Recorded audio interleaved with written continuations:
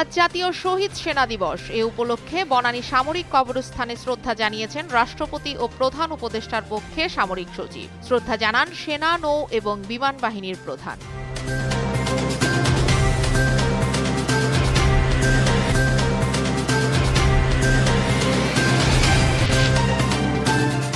শেখ হাসিনার নেতৃত্বে পিলখানা হত্যাযজ্ঞ চালানো হয়, উদ্দেশ্য ছিল দেশের নিরাপত্তা ব্যবস্থা ধ্বংস করা, এমন মন্তব্য করেছেন বিএনপি মহাসচিব মির্জা ফখরুল ইসলাম আলমগীর।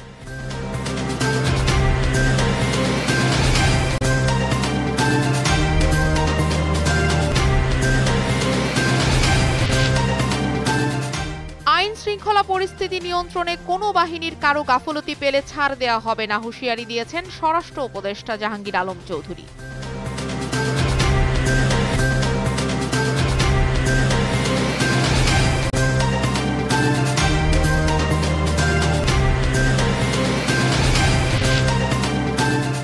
বিএনপির ভাইস চেয়ারম্যান ও সাবেক মন্ত্রী বীর মুক্তিযোদ্ধা আব্দুল্লাহ আল নোমান ইন্তেকাল করেছেন। ইন্না লিল্লাহি ওয়া ইন্না ইলাইহি রাজিউন। তার মৃত্যুতে শোক জানিয়েছেন দলের ভারপ্রাপ্ত চেয়ারম্যান তারেক রহমান ও মহাসচিব মির্জা ফখরুল ইসলাম আলমগীর।